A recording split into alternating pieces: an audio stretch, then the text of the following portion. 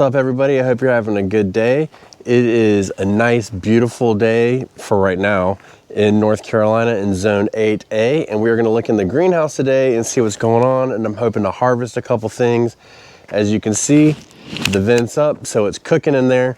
It's like 70 some degrees right now, and we're going to get some rain today, so I figured what a good time to go in here and get it. Now, I had anticipated it be raining all day, but there's no rain. So let's check out the greenhouse.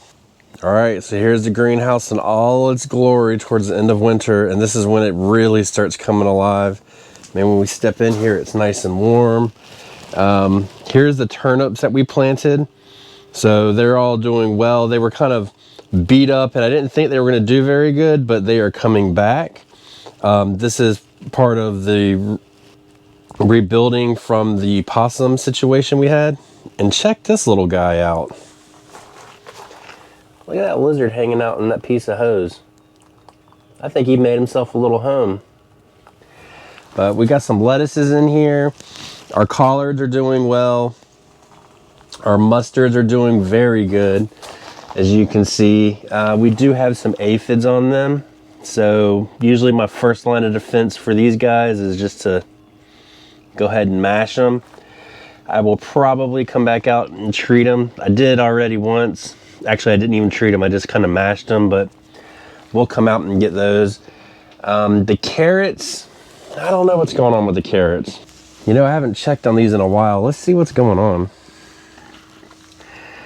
Let's see here. Can we get a carrot? That one's pretty small. This is how I check to kind of see if they're done, is I'll just scratch around the surface a little bit and see. Yeah. They should be coming to fruition soon. Let's pull it up. Oh yeah, nice and small. Not even close. But like I said, this is the time of year where they're really gonna start just kind of growing faster. And we definitely have some overcrowding issues in here. But the most important part is it's keeping the soil active, because we're gonna put our husk tomatoes all along this row this summer. So we want to get this to really work the soil good. So we'll see. But we've got all of these lettuces here. I wasn't sure if they were going to make it, but they're coming back really good. I mean, we should be harvesting some lettuce soon. I'll probably harvest them. I think we have a little bit left in the house, and then I'll start coming out and just plucking one head at a time. And what that'll do is that'll create more space, and I can drop some more in. We have turnips here. And the turnips are actually doing really good. So you can see we have an actual turnip root growing there. So I'm not going to complain too much about that, I would say. And this is going to be actually another place, once we get this up, we will be able to come back in and put some more lettuce in its spot, because I'm not going to let this turnip get too much bigger probably. I'll let it go for another week or so. The one next to it's a little bit bigger. But then we'll come out and we'll just, because in the greenhouse, it's tricky. Real tricky in here because it gets so warm so fast that we really need to stay on top of it. And I'm looking around right now and I see more aphids that have kind of jumped from this initial mustard over. So that's kind of an issue in here too, because it gets warm. It'll foster stuff like that a little bit earlier. All I'm going to do for the aphids, like I said, is I'll go ahead and kill the first round. And then I'll spray them with some soapy water, and that usually takes care of them. If it comes back after that, then I'll hit them with some neem. But I try not to do that, and I don't want to do too much intervention unless I have to. But the greenhouse can really foster that kind of stuff this time of year. And my fear has always been that it would give it a jumping point out into the rest of my garden. I don't want it to be too much of an issue. And I definitely don't want to replant something in here for summer and just have like a total outbreak right away. That would be catastrophic in my mind. But we've got some other stuff growing on this side of the greenhouse that actually looks pretty good. So this little row right here is all turnips that I planted about maybe a month ago, and they're starting to really get comfortable now. We have an actual root forming in the back. We have another one over there, and you can see here just the aphids crawling all over this. So this is actually pretty bad, but in one fell swoop, we will take care of all of those aphids right there, and then we can come back and treat them later. Yeah, see, they get piled up in these areas, so just come through and mash them up. Nothing better than some aphid blood first thing in the morning. Our turnip here, so I grew one turnip, just one, and we're gonna go ahead and get this guy. I don't really care for turnips all that much, so I don't want it to get too big, but with the greens and the turnip, we'll be able, I split these in half and put them in a smoothie. And we actually have another turnip back here. So things are getting a little crowded, but you can see why we do it, because once we pull this out, now we have that room. I mean, we have our lettuce here, and this lettuce will actually start to bolt fairly quickly. So we won't leave this here much longer at all. And we can see that, in fact, the aphids have jumped from plant to plant. So we are going to have to go ahead and bite the bullet and spray the soapy water, which is a dilution of like dishwashing soap and water, and that usually will take care of it. But they are in fact jumping around from plant to plant. And these kales are way hardier than this lettuce. So being that it's in such close proximity, I really don't want there to be an issue kind of unfold. But you can see, like, if we pull this out here, then it'll leave room for that kale. And I don't really care about these beets too much, so if we have to pull those, we'll pull them. A couple more lettuces here. So these will grow fairly fast. I mean, we've got all this nitrogen here. So we'll just break that up. And this is still, again, this is those alfalfa pellets. And it's just a soil amendment that actually adds nitrogen to it. So we'll spread it around. My Brussels sprouts in here, they're fairly slow. So I don't know what I'm going to do about that. I'm thinking what might end up happening with the Brussels sprouts is I may just get tired of watching them and just pull them. You know, it's hit or miss in the greenhouse as far as, like, if I compare what's going on in here to what's going on out there, it's two totally different growth patterns. I mean, I'm looking at the other Brussels sprouts right now, and they definitely have bigger heads forming. So I don't know. We'll probably end up cutting those, and I may drop in some lettuce, something quick like that. I may put in a couple radishes or even some turnips. And actually, I see that I have some yod filed there, so that may be a very good candidate to put in and just fill up that little block. I mean, my goal for this greenhouse is to have 2 rows of plants on each side. But again, like, I wasn't really doing that before. I was planting widthwise. So we may have to just kind of bite the bullet and take the L for this year and not really do that too much on this side of the greenhouse. But in the future, we will work more towards that as a goal. But, you know, it is what it is. It's all about being flexible again and just seeing, like, witnessing what's going on in here and being able to make the adjustments needed. Now we're gonna get some more cooler weather. So things are going to cool off in here. We'll be leaving the door open, the vents will be up. So we'll be able to get some cooler air in here. I can throw the shade cloth back up if I want to, and that'll help keep it a little bit cooler in here. But right now, because of the amount of sun that comes back here, as it's getting higher, so we're getting more sun, but this will allow me, if I put this shade cloth up, it'll actually impede some of the sunlight. And so I don't really want to do too much of that because I want as much sun as possible to get in here. So it's like a mixed bag. It's like you weigh your pros and cons, you know, and sometimes they just outweigh each other. So we're just going to go with the flow. Don't be surprised if you come in here and you see there's a shade cloth up one day. It may happen, it may not. I haven't totally made my mind up yet. Now, I just did see this. This is a good carrot right here. I would be happy if I could get just all baby carrots out of here.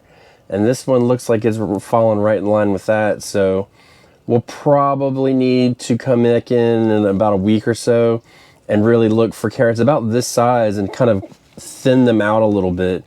And then the other ones can kind of plumpen up until we get the other stuff planted. And that could be a good option for us too. This is the first year that I've been able to get a carrot out of my greenhouse, so I'm pretty happy about that. I would definitely do it again. I just need to go about it in a different way and have a little bit better spacing next time. Truth be told, it got away from me after I planted it. So, but this right here in the greenhouse, this is not bad. I'll take this. So actually I was just thinking about it, and it's like, why wait to treat the stuff or replant it when, truth be told, I'm not going to come back out after I record this video. I got other stuff I got to do.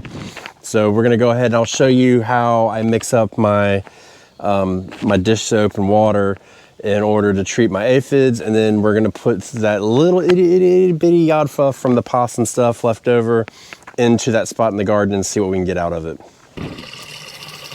All right, so this is a 1 gallon sprayer I have here, and I'm gonna fill it probably halfway. So we got it filled halfway.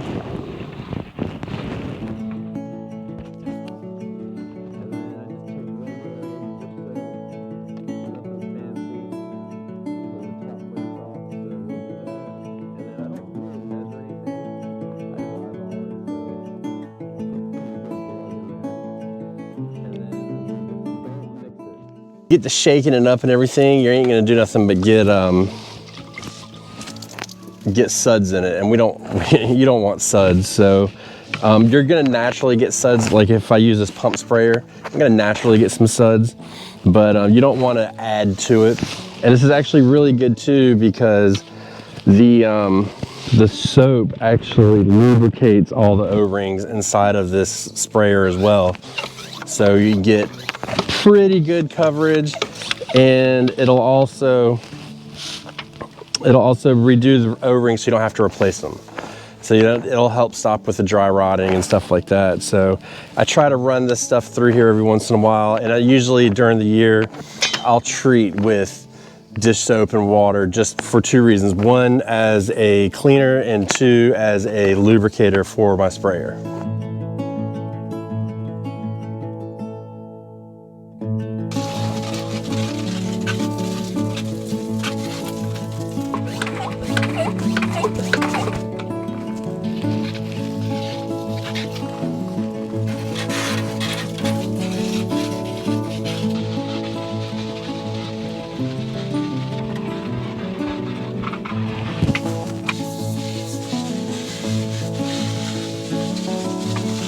It's gonna hurt my soul a little bit, but it's for the better of good. You ready?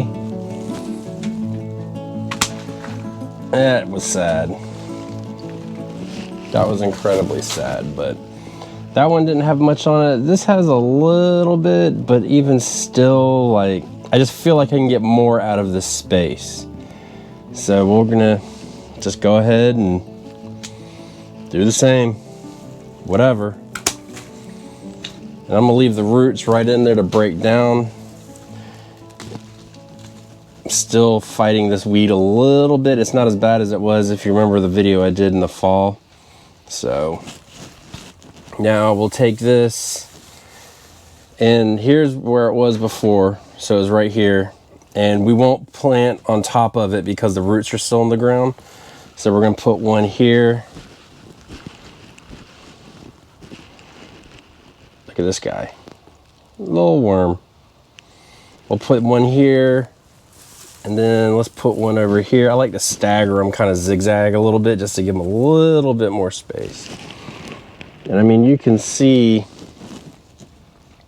that's not very big, but it doesn't take a lot, right? Sometimes you don't need a big plant, you just need a little plant to get going. And I think the turnips kind of prove that. And the benefit with this yodfa is we don't really need to have big florets because you harvest the stalk, which I didn't realize last year when I grew it. So I just kind of grew it and watched it, and it was pretty. It got really big, but we didn't really know. So we're gonna put 4 in this spot. And I mean, if you're only eating the stalks, that means in theory, you should be getting a harvest faster. At least that's what I would assume. So we're gonna go ahead and just fill that spot in and let it be. It's a big gamble putting this stuff in, and it's, you know, it's gonna get warm in here, it's gonna get cold in here, there's gonna be a lot of fluctuations. And what we're gonna try and do is we're gonna close the door every night to try and minimize that drop in temperature. and then we'll open it every day to try and minimize the rise in temperature. So if we can catch it early enough, then hopefully, you know, if you're swinging 20 degrees each day easily, then cutting 5 degrees off of it can make a big difference and not shock these plants into going to bolt and create seed, because that's essentially how you do it. With a lot of these plants, you're looking at, you know, you've always heard like some of them are biennial, and then they'll go to seed in 1 year, and you're like, well, how does that happen? Well, it's the fluctuation of the temperature, because it's tricking the plant into thinking that it's been out for 2 years. So I would argue that not all plants that say they're biennial, depending on where you are actually biennial, because reliably I get a lot of them to bolt every single year no matter what. So not all of them, but most of them do. So there is that, but we're going to take a chance. I don't really care. I think if you look at the amount of Brussels sprouts on this, like, I mean, we would get something small, but there's not much to get off that at all. There's not a whole lot to get off of that. And if we can take a chance and get something else, great. If not, then this space will be open and it'll be easier to work for our okra that we're going to put on this side. So we're going to actually plant on this side of the greenhouse right here. We're going to plant Cajun jewel okra. So that's going to be on this side, and the other side is going to be ground cherries in the summer. So we'll just be ready for that. Whatever. Now this was the end of that 162 tray from the possum. So we're going to take that 162 tray and we're going to plant 162 lettuce seedlings in there, because as you know, and I know, you can go through lettuce really fast. And if we plant a lot of lettuce, like if we plant 162 lettuce, we don't have to let them get very big in order to get a harvest, in order to have salads for our family. So, you know, think about that when you're planting these things. Like, yeah, you could get away with planting 4, 5, or 6, but you got to let them get really big. And if you're coming into a time frame when it's going to be bolt season, it's a heartbreak zone, it's yo-yo season, whatever you want to call it, wild temperature fluctuations, then planting a lot of something like lettuce can work out, because you can get that immature lettuce and clear cut it and then have a continuous harvest going on. So we'll do that, and we're actually going to start it right up there on that and just leave it out here and let the good Lord take care of it.